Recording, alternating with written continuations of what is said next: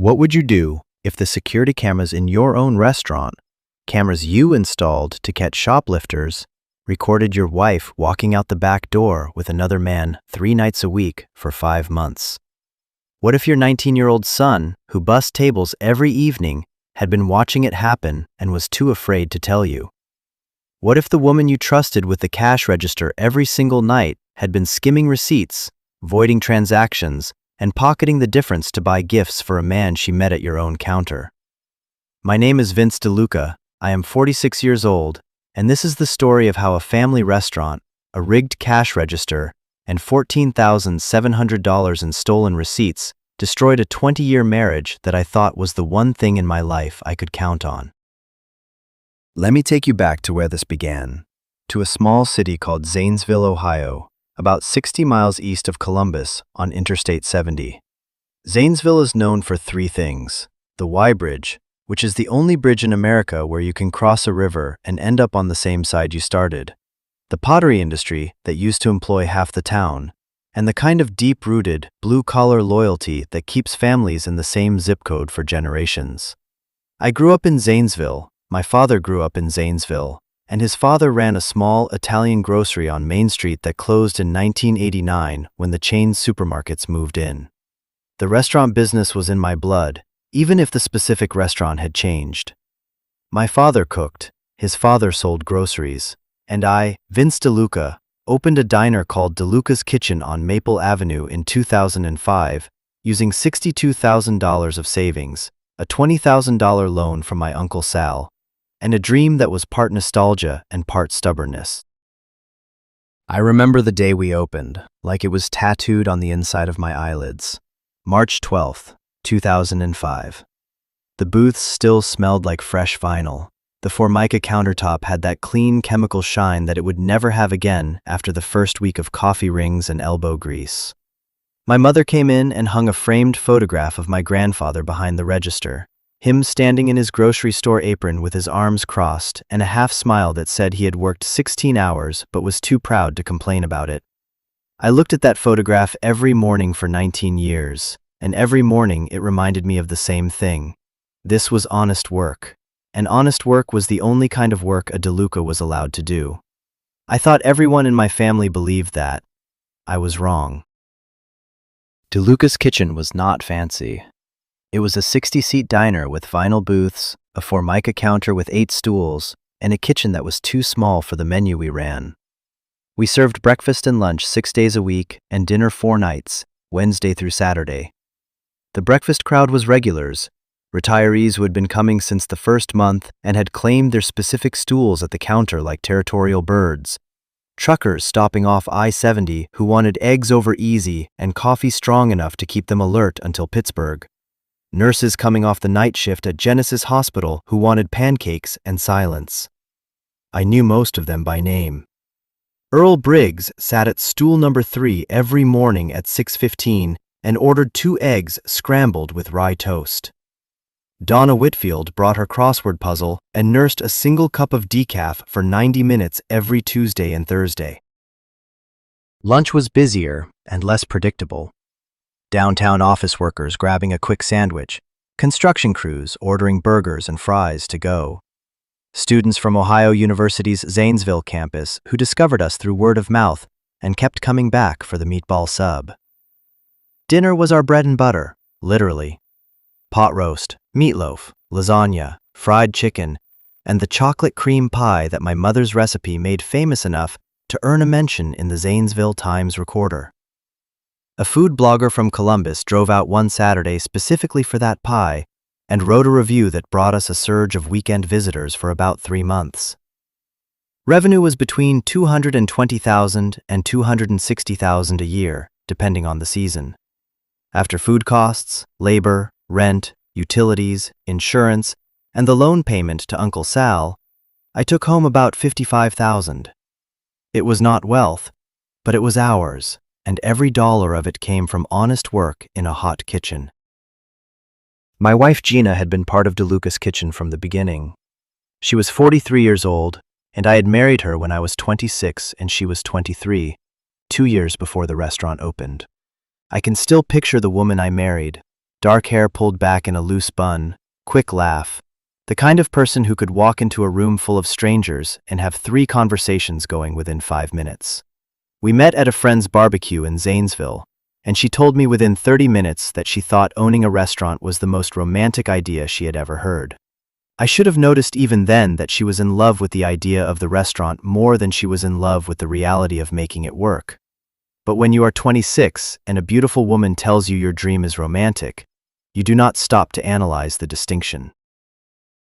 Gina was the front of the house. She managed the servers, handled the cash register during dinner service, placed orders with our suppliers, and kept the books using a QuickBooks account that she updated every Sunday morning at the kitchen table. She was good at it.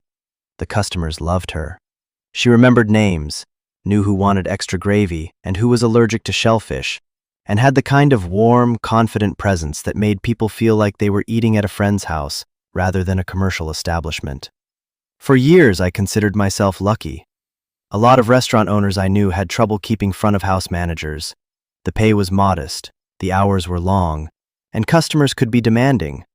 I never had that problem because my front-of-house manager was my wife, and she was invested in the success of the business because it was her livelihood too. Or so I believed. Our son Anthony was 19 years old and had been working at the restaurant since he was 15, first washing dishes, then bussing tables, and now working as a general helper during the dinner shifts on Thursday, Friday, and Saturday, while taking classes at Zane State College during the day. Anthony was the kind of kid who made parenting feel easier than it probably should have been.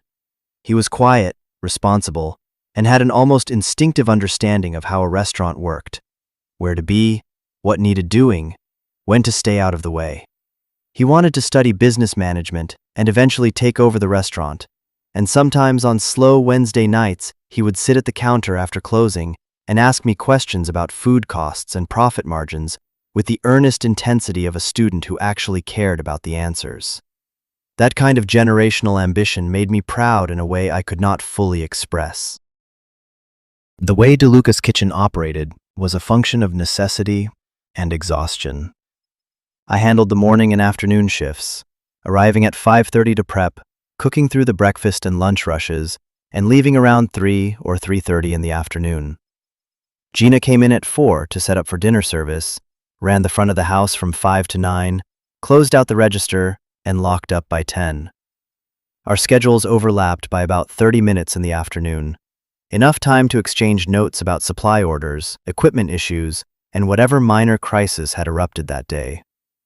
A broken ice machine, a server who called in sick, a supplier who shorted us on ground beef.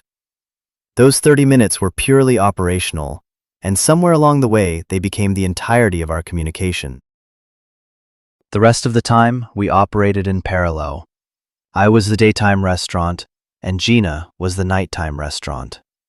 We were partners in business, but I realized much later, we had stopped being partners in anything else. We did not eat dinner together because Gina was serving dinner to other people. We did not spend evenings together because I was in bed by 9:30, exhausted from a 12-hour day that started before dawn. On Sundays, our one shared day off, I was usually too tired to do anything more ambitious than watch football and fall asleep on the couch by halftime. Gina would go shopping with her sister or visit her mother in Newark, and we would reconvene in the evening like two roommates comparing schedules for the week ahead. Our marriage had become a relay race where we handed off the baton but never actually ran side by side. I did not see it then. I was too busy cooking.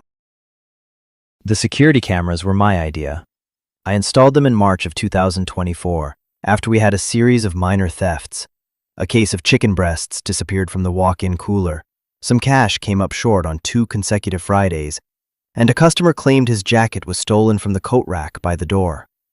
I bought a 4-camera system from Amazon for $349. 2 cameras in the dining room, 1 in the kitchen, and 1 covering the back door and the small parking area behind the building. The system recorded continuously to a 2-terabyte hard drive that I kept in the office closet, and I could access the footage remotely through an app on my phone called Reolink.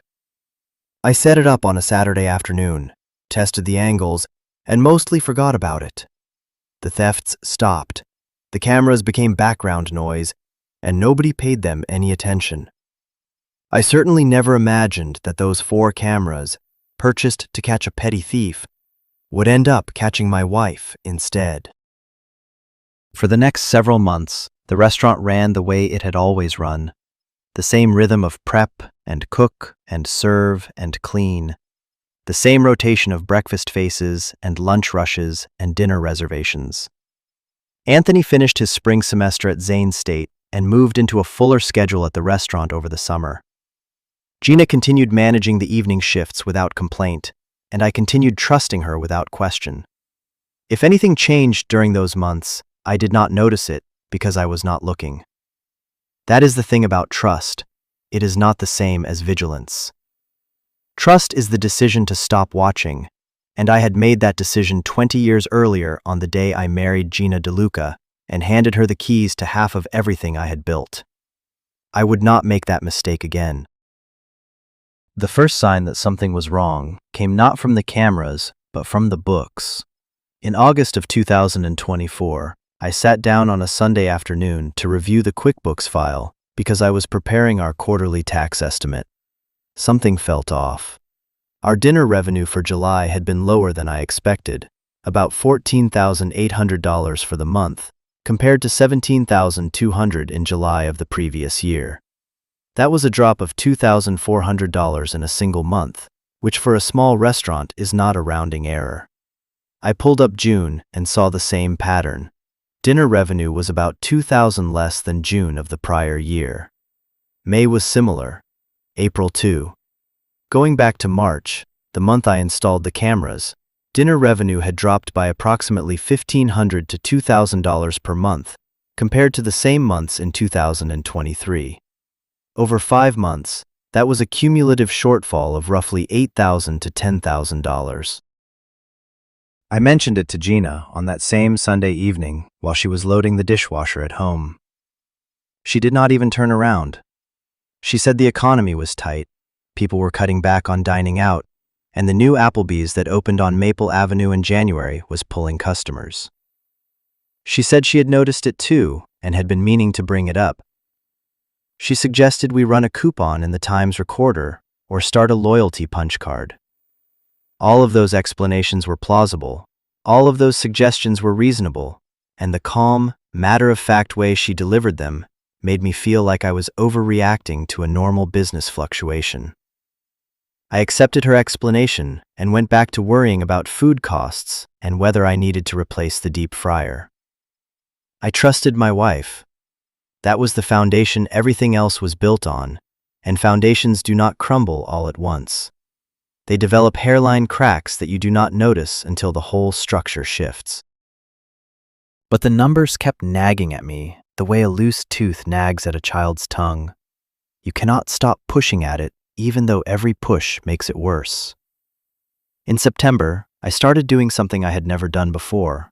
I compared the daily register tapes to the daily deposits Gina made at the bank. Every night after closing, Gina counted the cash register, filled out a deposit slip, and dropped the deposit bag in the night deposit box at Huntington Bank on Main Street. I had always trusted this process completely. Gina had been doing it for nearly 20 years, and I had never had a reason to question it. But now I had a reason, even if I could not fully articulate it. It was more of a feeling than a theory. The feeling you get when a number does not sit right in your gut, even when you cannot prove it wrong on paper. I pulled the register tapes from the office filing cabinet. Gina kept them in manila folders organized by month, which was one of the things that made her seem so meticulous and trustworthy.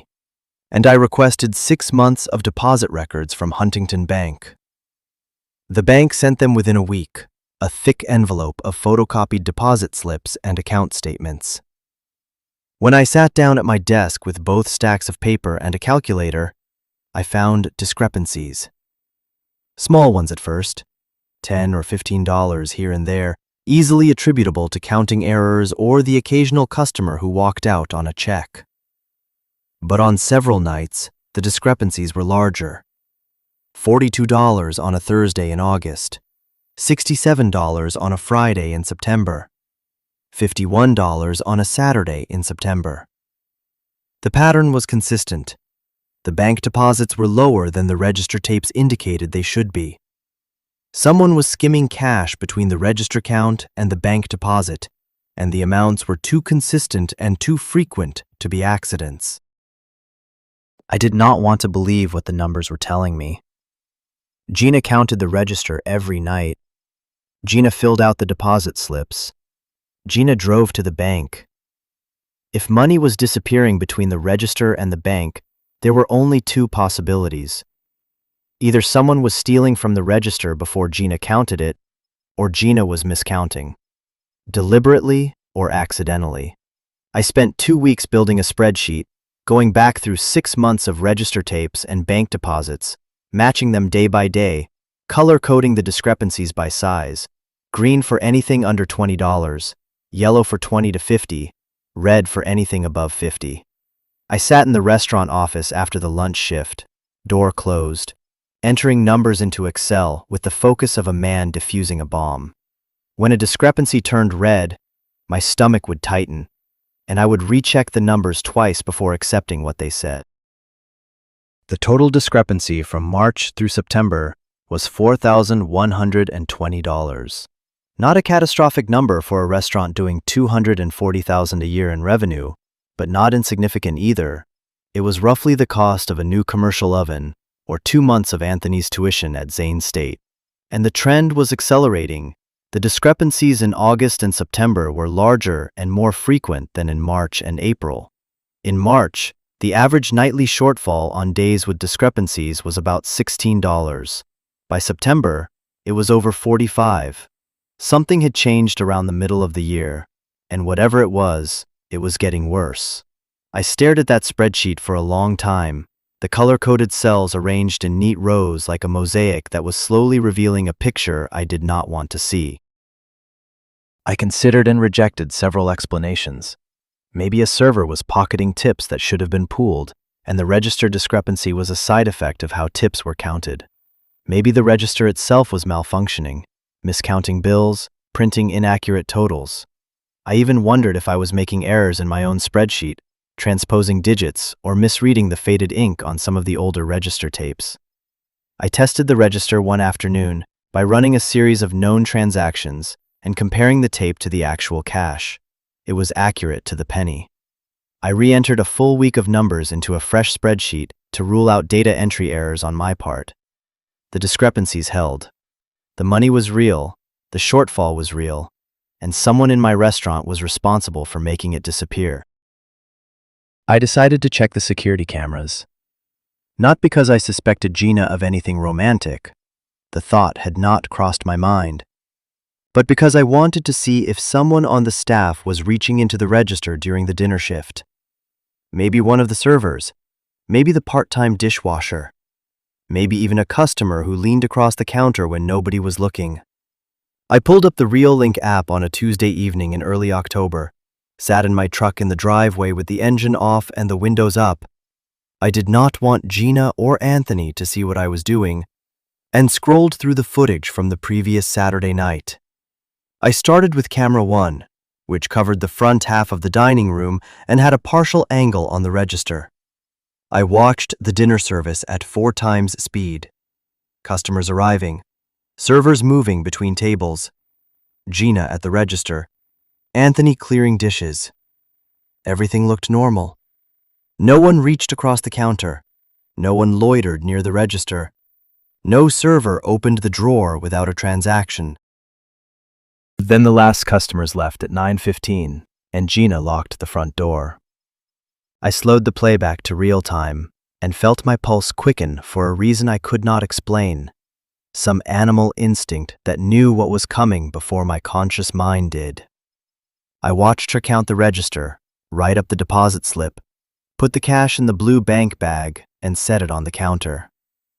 Then she walked to the back of the restaurant, out of camera 2's frame. I switched to camera 4, the back door camera.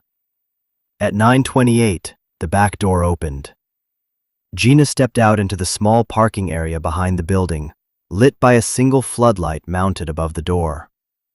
And there, Leaning against a silver Honda Accord with his arms crossed was a man. He was tall, heavyset, with a shaved head and a dark jacket. Gina walked to him without hesitation. Not the walk of someone surprised to see a stranger, but the walk of someone keeping an appointment she had kept many times before. He put his arms around her, and she leaned into him, her head against his chest, and they stood there for what felt like an eternity, but was actually 3 minutes and 42 seconds according to the camera timestamp.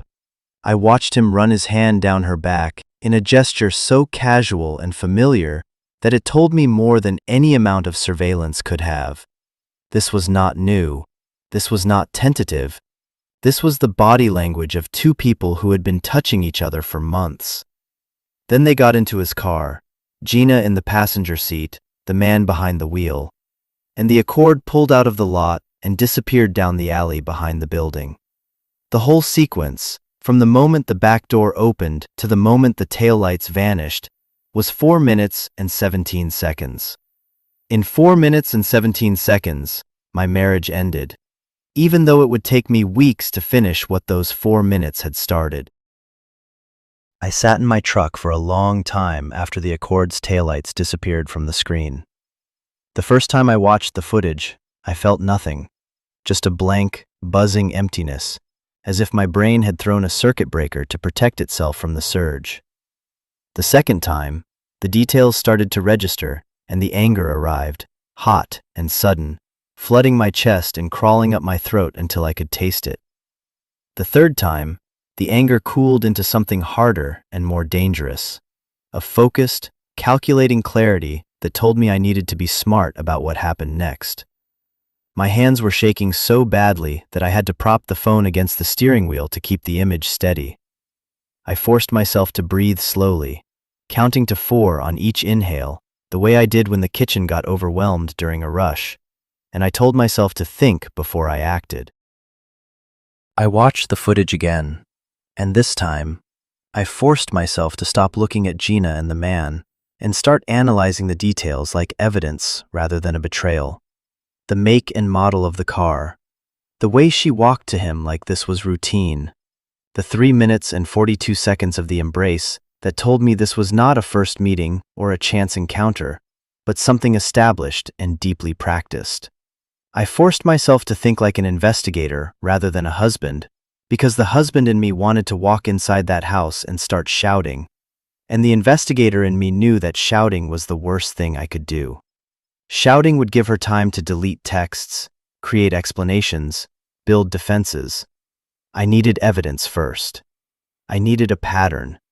I needed to know how deep this went before I made a single move. I went back through the previous week's footage on camera 4, night by night, with the grim determination of a man reading his own medical chart. Thursday night, same man, same silver Accord, same back parking area, arrival time 9:22. Gina came out, they embraced, they left together in the Accord. Friday night, same man, arrival time 9:31. Same choreography, same duration, between 3 and 4 minutes standing together in the parking lot before departing. He was not there on Wednesday, our slowest dinner night, when Gina sometimes closed early and came home by 9:15. I went back another week. Thursday, Friday, Saturday.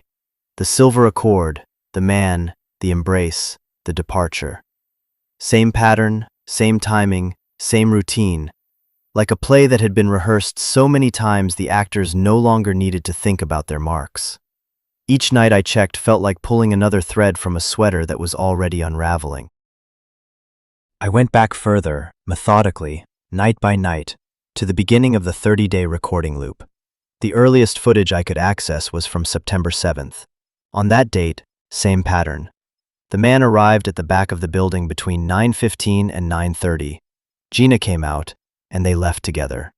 I created a log in my phone's notes app, recording each date, the time of arrival, the duration of the parking lot meeting, and the time of departure. In the 26 days of footage I could access, the man appeared on 18 of them, every Thursday, Friday, and Saturday without exception, and occasionally on a Wednesday. My wife had been meeting a man in the parking lot behind our restaurant, getting into his car, and leaving with him at least 3 nights a week for at least a month, and probably much longer than the camera's 30-day memory could reveal. Anthony. My son Anthony was at the restaurant every Thursday, Friday, and Saturday night. He bussed tables, helped close up, and usually left 15 or 20 minutes before Gina finished the register count. But the backdoor camera showed Anthony leaving through the back door at 9:10 on Saturday, 5 minutes before Gina came out to meet the man. On Thursday, he left at 9:08.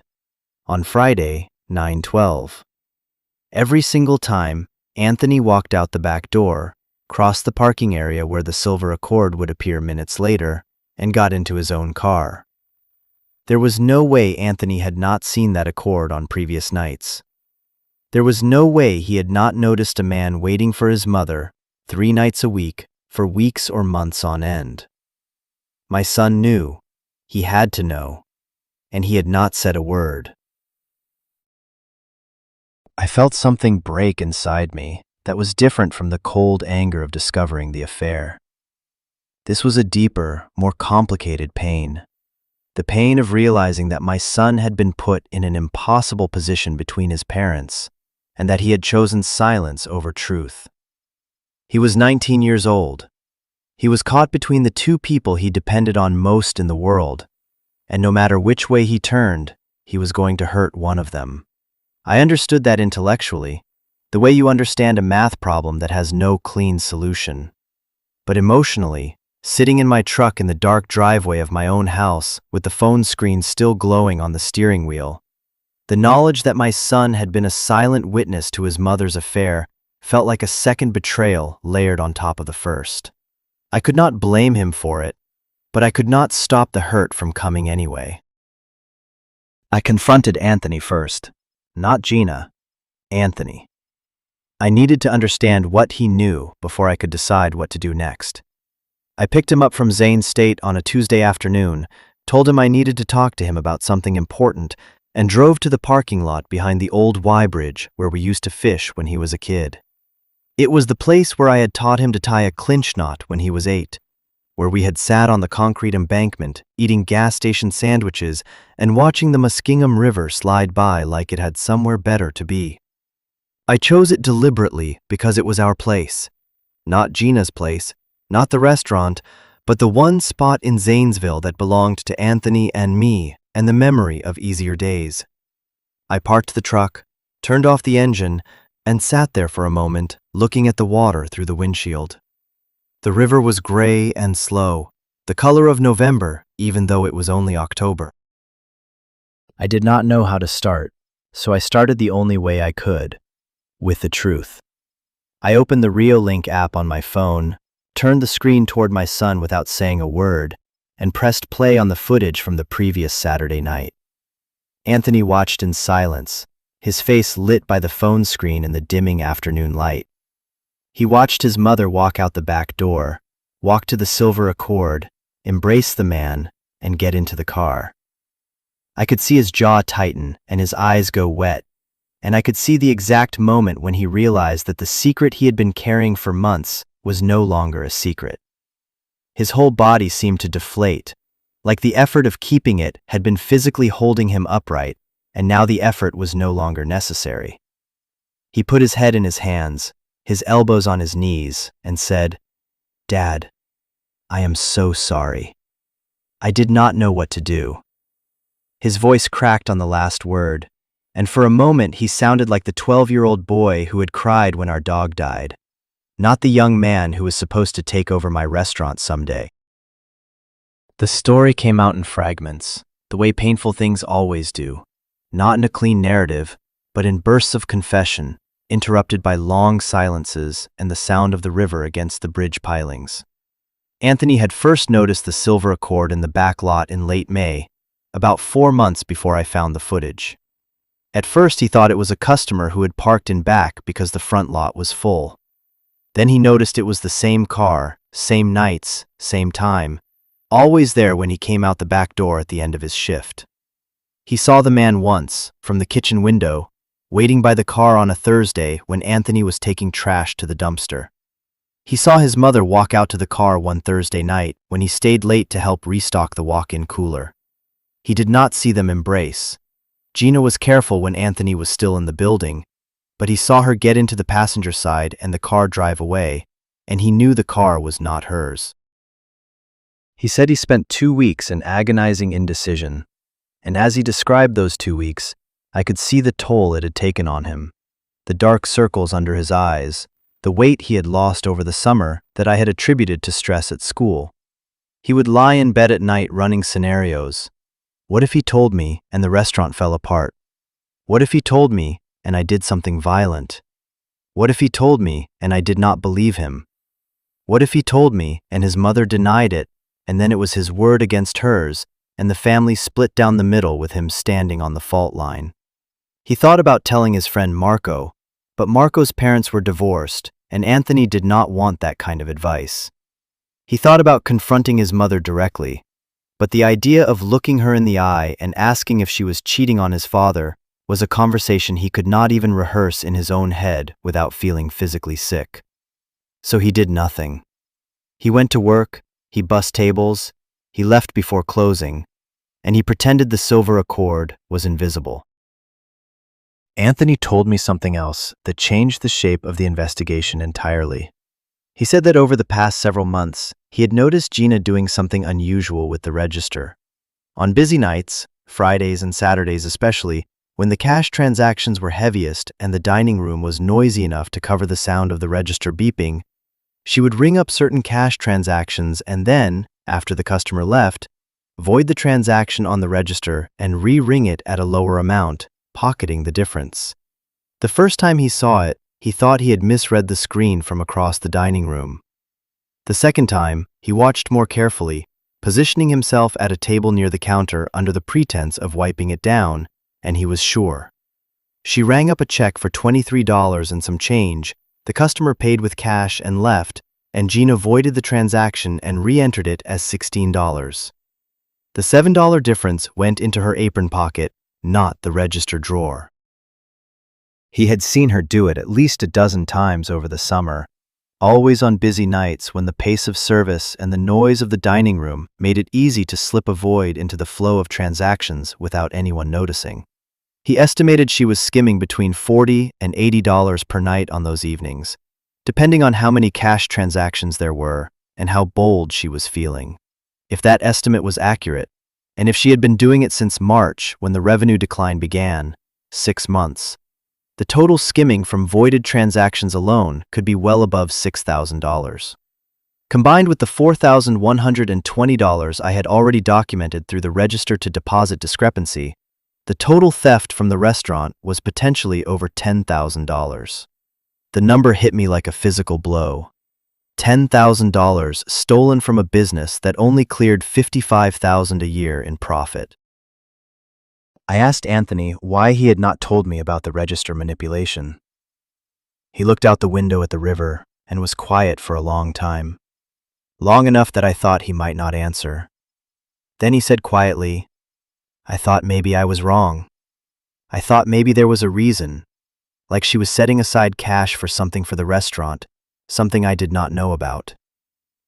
I did not want to accuse Mom of stealing from our own restaurant." He paused and then added, "And I was scared, Dad. I was scared of what would happen to us if it was true.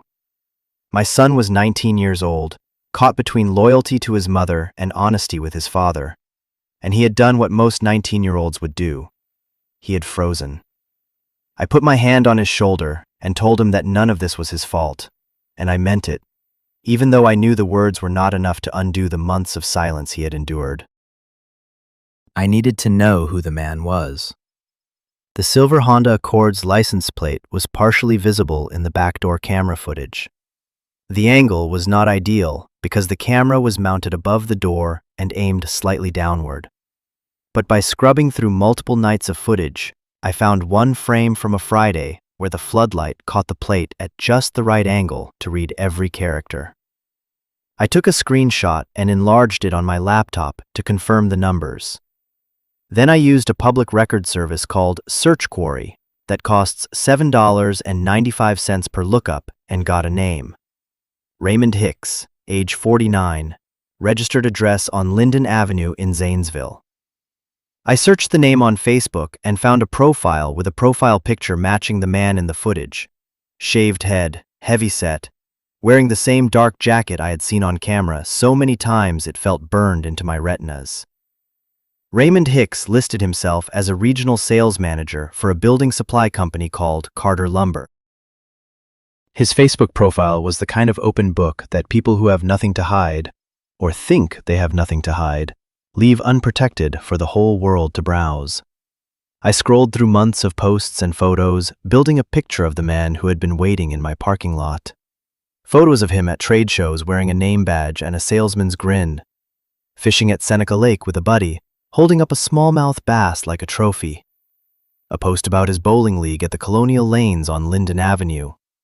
And critically, 3 separate check-ins at DeLuca's Kitchen over the past year, with comments like, "Best meatloaf in town," and "My new favorite spot." The most recent check-in was from May, around the time Anthony first noticed the Accord. Raymond Hicks was a regular customer. He came to my restaurant, ate my food, complimented my cooking, tipped my servers, and then waited in the back parking lot for my wife to lock up so he could take her away for the night. The audacity of it was breathtaking. I took everything to an attorney. Her name was Michelle Forte, a divorce and family law specialist with an office on South 6th Street in Zanesville.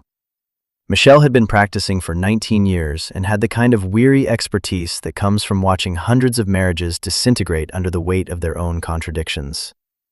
Her office smelled like coffee and old paper, and the first thing she said when I sat down across from her desk was, "Take your time, I have heard it all." I doubted that, but I appreciated the sentiment. I laid out the evidence the way I had organized it, the security footage on my phone, the spreadsheet of register-to-deposit discrepancies with its color-coded cells, the search query results identifying Raymond Hicks, and Anthony's first-hand account of the register manipulation. Michelle watched and listened without interrupting, making notes on a yellow legal pad in handwriting so small I could not read it from my side of the desk. When I finished, she set down her pen and said 3 things that I remember verbatim, because they were the first words spoken by the first person outside my family who knew the truth. First, you have an unusually strong case because every piece of evidence is first party, recorded on your own cameras, in your own business, documented through your own financial records. There is no wiretap issue, no privacy violation, nothing a defense attorney can suppress. Second, the financial component makes this about more than adultery. This is financial dissipation of marital assets, which Ohio courts take very seriously, and which gives you grounds for an unequal property division. Third, I recommend you do not confront your wife until we have a forensic accounting done. Your spreadsheet is compelling, but a CPA's report is admissible as expert testimony and will carry 10 times the weight in front of a judge. She recommended filing for divorce on fault grounds, citing both adultery and financial dissipation, and she gave me the name of a CPA. The CPA was a man named Paul Yoder, a solo practitioner who had done DeLuca's Kitchen's taxes for 8 years. Paul was meticulous, methodical, and visibly uncomfortable when I explained why I needed the forensic analysis. He was a numbers man, not a drama man, and you could see him retreating behind his glasses into the safety of spreadsheets and receipts the moment the conversation veered toward anything emotional. I gave him full access to the restaurant's financial records, register tapes, bank deposit records, credit card settlement reports, supplier invoices, and Gina's QuickBooks file, and he told me it would take about 2 weeks. The consultation cost $400, which Michelle said was reasonable given that Paul already knew our books and would not need to start from scratch the way a new forensic accountant would. Those 2 weeks were the longest of my life. I went to work every morning, cooked breakfast and lunch, handed the restaurant off to Gina at 3:30, and drove home knowing that the woman who was about to manage my cash register for the evening was also the woman who had been stealing from it for months. I could not look at her without seeing the footage, the back door opening, the floodlight, the silver accord, the embrace. I could not talk to her without hearing the numbers. $42, $67, $51, $4,120 and counting. Every evening I sat in the living room, listening to the clock tick, until I heard her car pull into the driveway around 10:15, and I would pretend to be asleep. I slept in the guest bedroom and told her I was fighting a cold.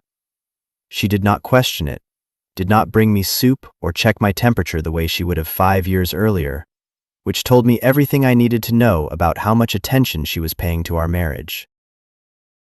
When Paul Yoder finally called me into his office, he handed me a 22-page report in a blue folder with DeLuca's Kitchen printed on the cover in his precise block lettering. He walked me through it with the clinical precision of a surgeon describing an operation, page by page, column by column, and every number he read aloud hit me like a stone. The total cash discrepancy between what the register recorded and what was deposited at Huntington Bank was $8,640 over the 8 months from March through October of 2024. That was the straightforward skimming, money that the register said should exist but that never made it to the bank. Additionally, Paul identified approximately $6,060 in voided and rerung transactions that matched the pattern Anthony had described. He found them by comparing the register's void log, which Gina apparently did not know was stored separately from the main transaction record, against the actual sales totals. The void log showed a clear pattern that Paul laid out for me on a chart he had printed in color, with the voided transactions highlighted in red against the legitimate ones in black. Legitimate sales were rung up at the correct amount, voided within 1 to 3 minutes of the original transaction, and re-entered at a lower amount. The differences ranged from $4 to $19 per void, with an average of about $8. On the busiest Friday night in August, Paul counted 11 voided transactions, $87 siphoned away in a single evening. It was not the kind of embezzlement you see in movies, no suitcases of cash, no offshore accounts. But it was systematic, deliberate, and spread across enough transactions that it added up to a number that made my chest hurt when Paul turned to the summary page. The total documented theft was $14,700. I made Paul repeat that number. He did, without inflection, the way an accountant delivers bad news. Just the facts, no editorial. $14,700. Gina had stolen $14,700 from our restaurant, from our family business, from the business that bore my family's name, the business that paid our mortgage and our son's tuition, and kept the lights on in the house where we slept side by side every night. Paul pushed a tissue box across his desk toward me, but I did not need it. I was past crying. What I felt was not sadness, but a cold, crystallized clarity. The kind that comes when every vague suspicion and half-formed doubt suddenly resolves into a single, undeniable number printed in black ink on a white page.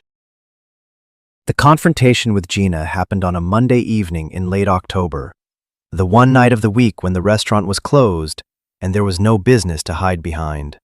I had spent 2 days preparing for it, going over the evidence with Michelle Forte's coaching ringing in my ears. Present the facts. Do not raise your voice. Do not make accusations. Let the documents do the accusing. I sent Anthony to stay with his friend Marco for the night because he had already carried enough of this weight and did not need to watch his parents' marriage come apart at the kitchen table. I set a glass of water on the table for Gina and one for myself. I placed my phone face down beside my glass. I put the financial spreadsheet, Paul Yoder's forensic report, and the search query printout in a neat stack in the center of the table. Then I sat down and waited for her. Gina came in from the living room and sat across from me and looked at the stack of papers with the expression of someone who has been expecting a knock on the door for weeks and has finally heard it. She did not ask what this was about. She did not make small talk or offer to make coffee, which was usually her first instinct when we sat down at the kitchen table together. She sat, folded her hands on the table, and waited. I began the way Michelle had coached me, calmly, sequentially, without accusation, laying out the facts and letting the evidence speak for itself. I turned the phone over and played the security footage, the back door opening, Gina stepping out into the floodlight, walking to the silver Accord, the embrace, the departure into the alley. She watched it without moving, her folded hands going white at the knuckles. I set down the financial spreadsheet and pointed to the highlighted discrepancies. 6 months of register tapes that did not match 6 months of bank deposits. The red cells outnumbering the green by a ratio that would make any accountant wince. She glanced at it, but did not pick it up. I placed Paul Yoder's forensic report on top and opened it to the summary page. $8,640 in cash discrepancies, $6,060 in voided and rerung transactions. Total theft, $14,700. She read the number, and I watched her lips move as she did, forming the words silently, as if testing whether the number was real. I set down the search query printout last. Raymond Hicks, age 49, Linden Avenue, silver Honda Accord, Carter Lumber, regional sales manager. His Facebook profile photo stared up from the paper. The same shaved head, the same face that had been waiting in my parking lot for 6 months. When I was finished, Gina was quiet for a long time. Probably 2 full minutes, though it felt like an hour in that kitchen with the refrigerator humming and the clock on the wall ticking and neither of us breathing at a normal rate. Then she said, "How long?" I said, "How long what?" She said, "How long have you known?" I said, "About 3 weeks." She nodded slowly, as if 3 weeks was a reasonable amount of time for the machinery of disclosure to grind through its gears. Then she asked the question I had been dreading more than any other. "Does Anthony know?" I said yes. She closed her eyes and made a sound that was not quite a word and not quite a sob, a low animal noise that came from somewhere deeper than language, the sound of a person confronting the one consequence they had not allowed themselves to imagine. She pressed both hands flat against the table as if she needed to feel something solid beneath her. When she opened her eyes, they were wet but focused, and I realized that part of her, maybe most of her, had been waiting for this moment for months. The explanation that followed was simultaneously banal and heartbreaking, the way explanations for terrible things almost always are. Gina said she met Raymond Hicks when he started coming to the restaurant in January of 2024. He was friendly, talkative, and attentive in a way that she said I had not been in years. He remembered what she was wearing the previous visit. He asked about her day, not about the register count or the supplier invoice, or whether the deep fryer was making that sound again. He treated her like a person with a life outside the restaurant, not like a business partner with a shared profit and loss statement. She said, I loved the restaurant more than I loved her, that I spent 14 hours a day in that kitchen and came home too tired to have a conversation, let alone a marriage. She said she felt like a shift manager, not a wife. She said Raymond made her feel seen for the first time in years. I wanted to argue with every word of that, to tell her that everything I did in that kitchen was for us, for her, for Anthony, for the life we were building together. But Michelle Forte had told me to listen and not argue, so I sat there with my jaw clenched and my hands flat on the table, mirroring Gina's posture without meaning to, and let her talk. The affair started in late April, which meant it had been going on for 6 months, not the 5 I had estimated from the camera footage. The register skimming had started around the same time. Small amounts at first, $5 or $10 a night, used to buy things she did not want me to see on our joint credit card. A new dress, lingerie, a necklace Raymond had admired in a store window on one of their evenings together. The amounts grew as the affair continued, and as the fear of getting caught was replaced by something closer to entitlement. She said she was not proud of it. She said she knew it was wrong. She said she had been planning to tell me herself, though she could not say when, exactly, that planned confession was supposed to happen. It was always next week, always after the next busy weekend, always after she figured out a way to say it that would not destroy everything. She said all the things that people say when the lies are over and the truth is the only currency left, and none of it changed the number at the bottom of Paul Yoder's report. $14,700. I asked her one final question. I said, "Did you ever think about what would happen to the restaurant, to the business that feeds our family?" She looked at me with something that might have been regret or might have been exhaustion, and she said, "Vince, the restaurant was always going to be fine. The restaurant is always fine. It is the only thing in this family that is always fine." I did not respond. There was nothing to respond to, because in the most painful way possible, she was right. The restaurant was always fine. It was the marriage that had been dying, and I had been too busy feeding other people's families to notice that my own was starving. I collected the papers from the table, placed them back in the folder Michelle had given me, and told Gina that she would be hearing from my attorney. She nodded. She did not argue, did not plead, did not cry. She just nodded, as if this was the next item on a checklist she had been carrying in her head for months. I walked out the front door into the October night, sat on the porch steps, and looked at the street where we had taught Anthony to ride a bicycle 15 years earlier, and I tried to remember what my life had felt like before the evidence was on the table and the words were in the air. I could not remember. It felt like trying to recall a dream after you have been awake too long. I filed for divorce on November 4th, 2024. The process was complicated by the fact that we co-owned a business, which meant that the divorce was not just the dissolution of a marriage, but the untangling of a commercial partnership with shared assets, shared liabilities, and shared obligations to employees and suppliers who did not care about our personal problems and just wanted to know if DeLuca's kitchen was going to stay open.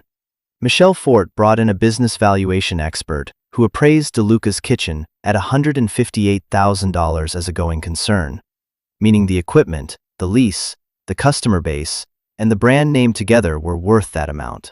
The appraiser spent 3 days at the restaurant, reviewed 5 years of tax returns, and used a method called seller's discretionary earnings to arrive at the number. Our house on Linden Court was appraised at $162,000, with a remaining mortgage of $48,000, giving us equity of $114,000. We had joint savings of $9,000 and retirement accounts totaling $61,000 combined. The total marital estate was approximately $342,000.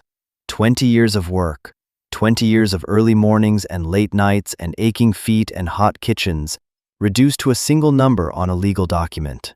Michelle argued for an unequal division based on the $14,700 in documented theft, presenting Paul Yoder's forensic report as evidence of financial dissipation. Gina's attorney, a man named David Marsh, initially pushed back on the unequal division, arguing that both parties had contributed to the business and that the skimming was a marital dispute, not a criminal matter.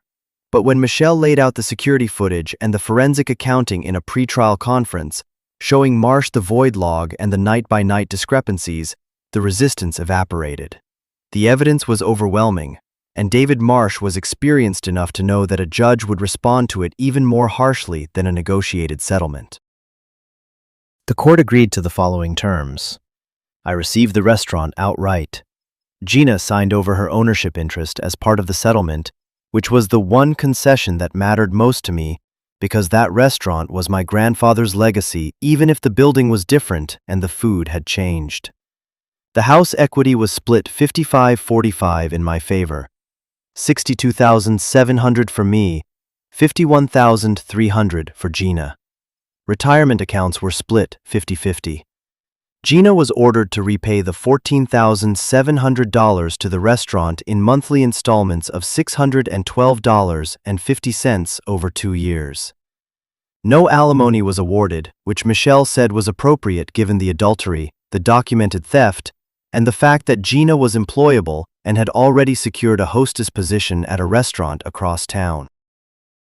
Judge Thomas Kincaid signed the divorce decree on February 21, 2025, in a courtroom on the 4th floor of the Muskingum County Courthouse. Anthony came with me that day. He sat in the gallery behind me in a button-down shirt he had ironed himself, and when the judge signed the final document, Anthony put his hand on my shoulder and left it there without saying a word. Gina was on the other side of the courtroom with David Marsh, and she did not look at me as the judge read the terms. We did not speak on the walk out.